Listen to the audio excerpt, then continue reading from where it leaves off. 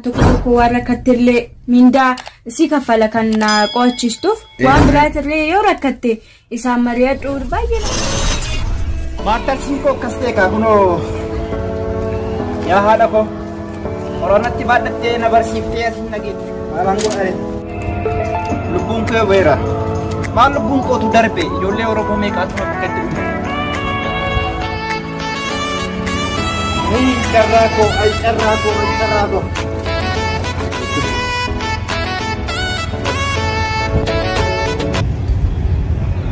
Baay'ee natti faasin na. Abo? Maali? Oromoo fakkaatu akkan. Maali oo maatii sidaaba? Maali jaruma jedhee. Si gufan jedhe?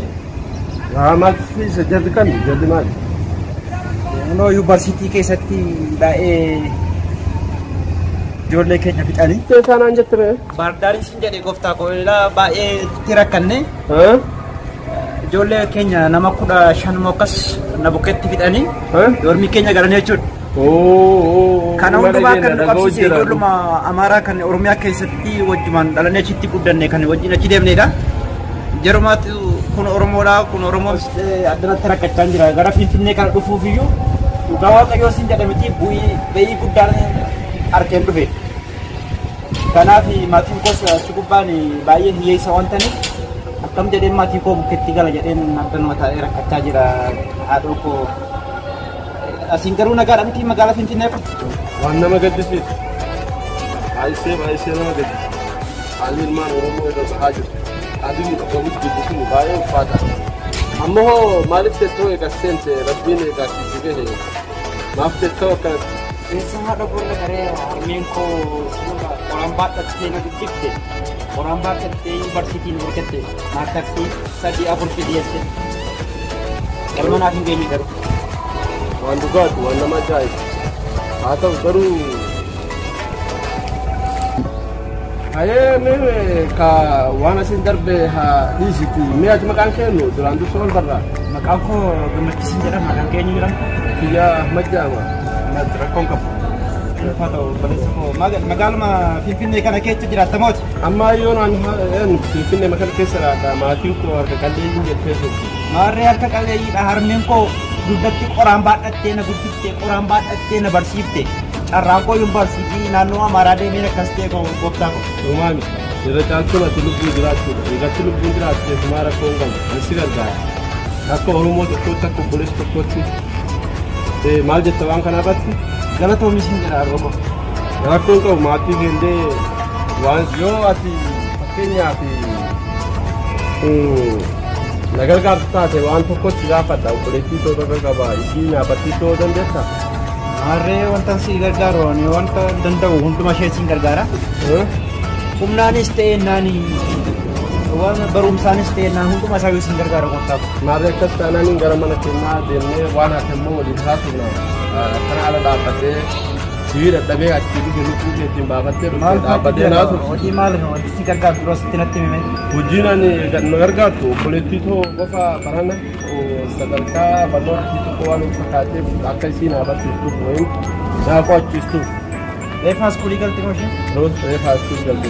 Moo iskuulii galte ammas. Okkee bareedaadha rakkoon qabu. As lafan barsiisa. Akkana taanaaniin maarreen illee nama akka keetti barbaadu jira. Waan ta'e tokkollee siif kafalaa maatii keessis siif gargaara. Homaa yaaddeen harmeen ta'e. Rakkoon qabuun abbaan koo hin jiru beektaan harmeetuma koodha malee hedduu natti guddatte haadha koo maastarsiisii fida jedheen biraa deeme. Maal jedheen biratti deeme ijoollee keenya ijoollee 15 muluutu na biratti dhume kanarratti. Nama gaddisiisa. Rakkoo guddaa mootummaa keenyaatu qaba. Mootummaan keenya qabu immoo barattoota naannoo Amaaraatti Oromoo kan baratan fuudhee gara Oromiyaa hin galchine. Garuu kan Amaaraa immoo Oromoota Amaaraa Oromiyaa keessatti baratu jechuudha. Konkolaataa ergee fi hunduma isaanii gasheeranii. Amma waan sin jedhu hedduu siyaasofsiisuun feene atiin kun nama karaa kan ifaajee dhufe waan ta'eef gallee shaayii buna waan jenneetiniin waliin haasofna teekneetiin ni haasofna. Galatoomi ulfaatu qaba.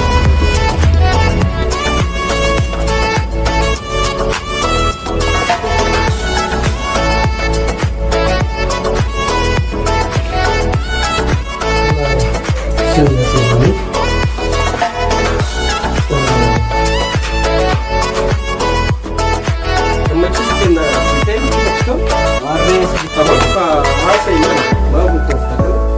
Mala muka ni iya kana jiru kan muka betteti. Baketi garu amma kuma police ke tinalaja.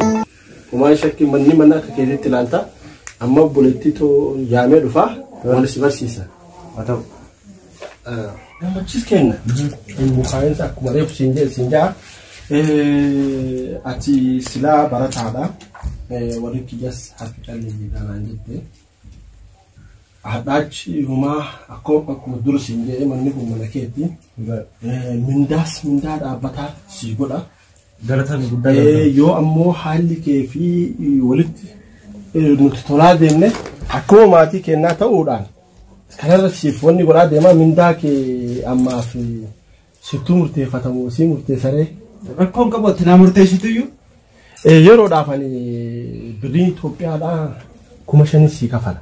5,000 maarree isa akkamiin dhagaman isin laaptoopa kana fayyadamti isinuma lamaantu qabaachuu kana akkasitti amma immoo isii yaamee 5,000 yoo sitti qaabtullee taatu laa beessa laa isa calaan dabalin sifin dabala maarree 5,000 kaffalteennaan maatii koo iyyuu gargaaruu nan danda'a maatiin koo akka qalleeyyii waan ta'eef yani kanumaa of soraadhee achi bakkee taa'aa jiram Finfinnee keessa dhufee maal godhaa jedhee achuma taa'aa jira malee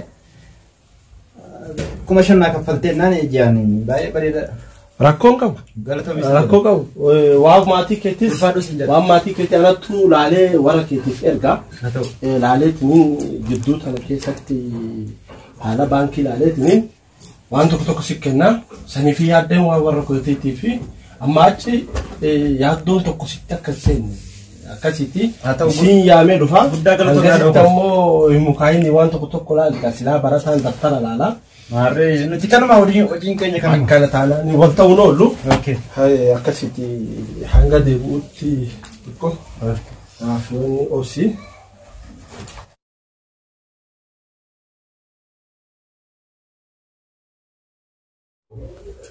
ani kanaaf itti nareeme miti yaada hojjettaati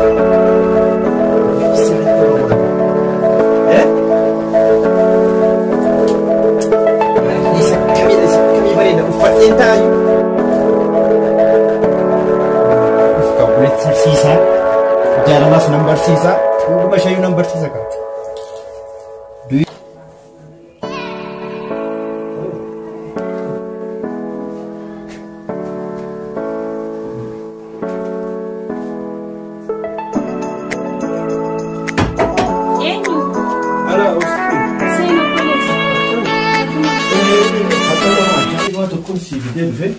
Anak mama.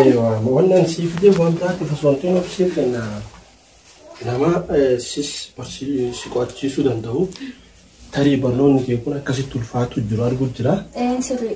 sawa sani nama sikwachi su Baratotaa amma university ra kasi tari amansan isan ke sai nama ko karar da abatu wande to ta kam sai te mutabu amalisa mu daga hanga betu isa sanatun su berbada itu kasih pisah tu mana tu juga bawa mana ni itu juga Ya kan tergantung cara nama kamu ikawa sedang nak watch sini kan tak?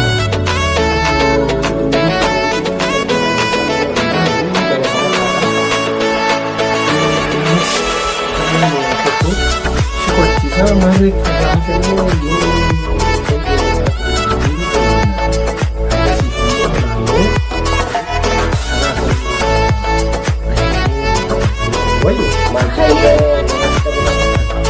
Lagi jadi nama tu kau kali marah dengan tu ni siapa cakap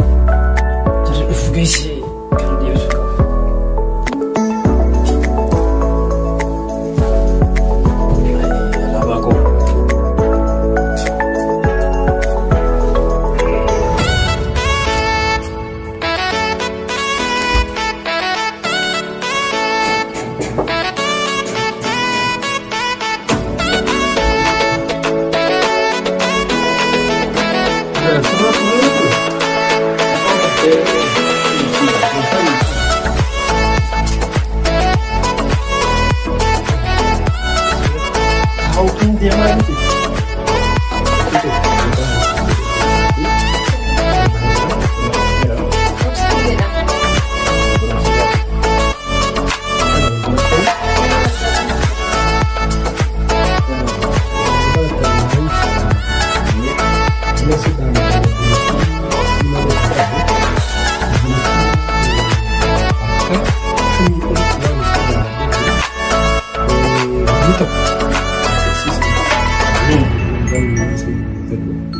Midhaan jiru na bukkee midhaan jiru wanta koyi. Wannan jechuuf deemu sagalee jira fakkaate. Kanaaf isin jechuuf kana atis sarara barnoota isaaf qophii qabda. Tole Amaraa kurban.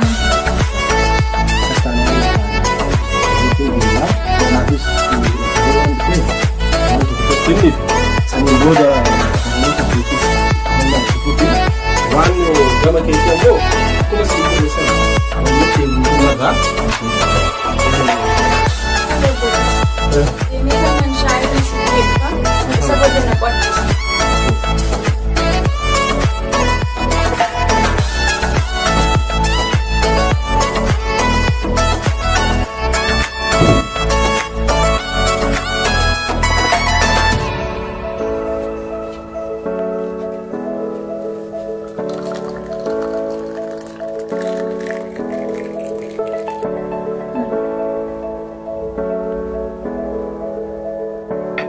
Baay'ee galatoon. Amaraa kun qaba.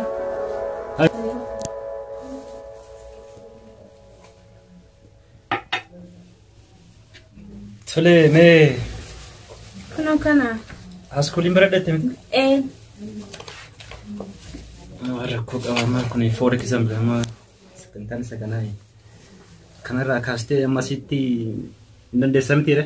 Hin danda'a. Tole qaama kanatti dandeessee naani borbooda immoo kan achirraa fuudhee amma asitti siin barsiisa. Rakkoon hin jiru asuma waliin jirra jechuudha. Hayyee. Amma kana xinnoo ishee qayyee badhu amma nan shaayii dhugutti. Tole. Okay.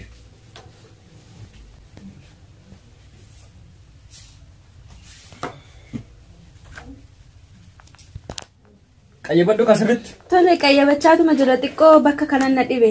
Yes. Kunoo bakka kanan na dhibe. For example, kill the people. Rakkoon qabu kun amma bakka kanaatu bu'a.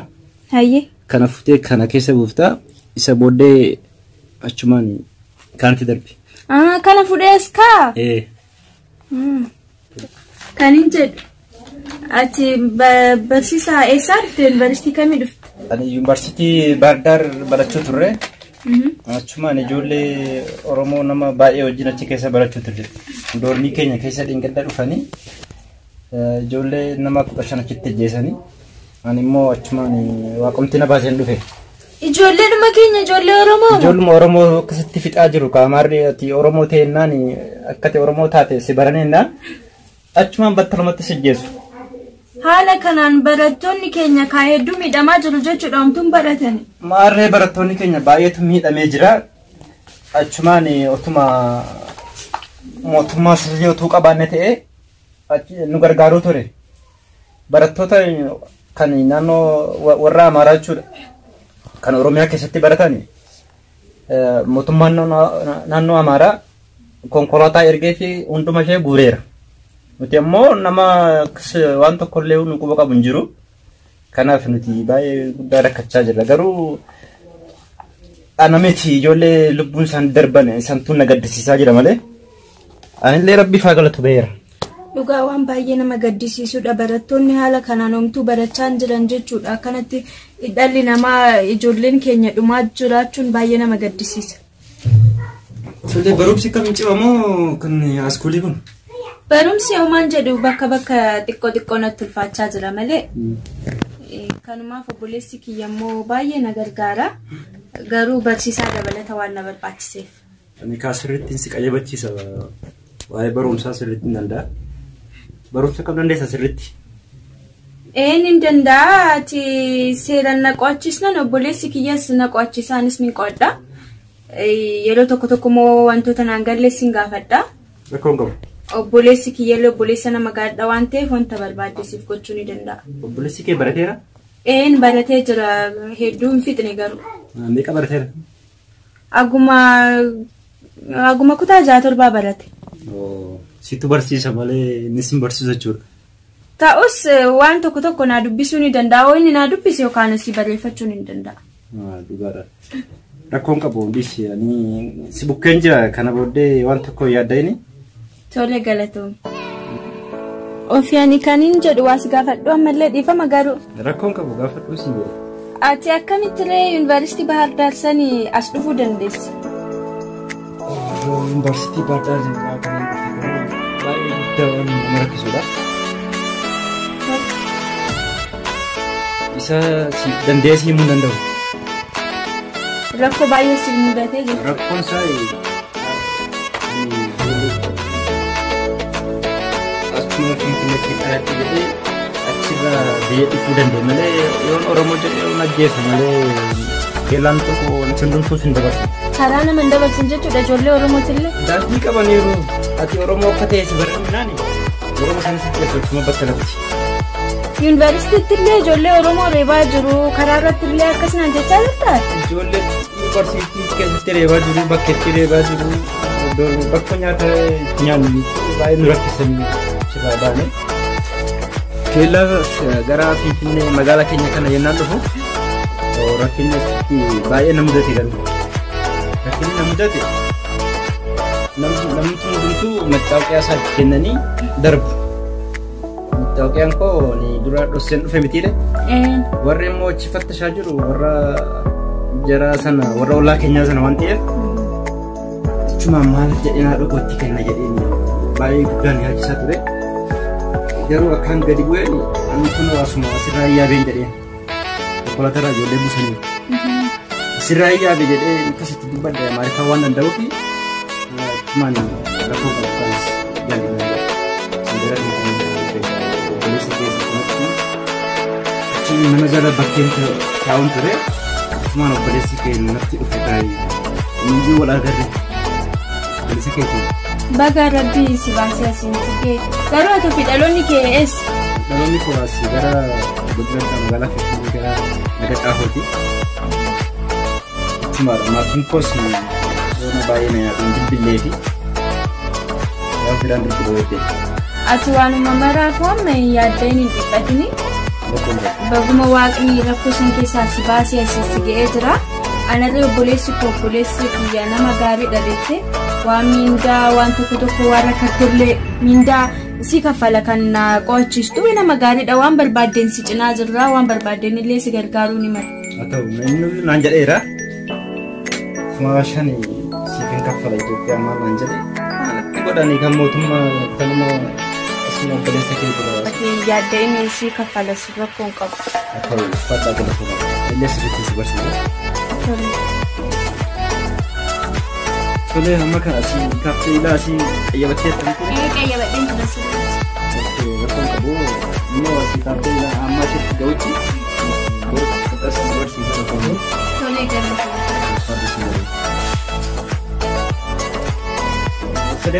Amma gara kutaa kiyyaa deema. Galatu.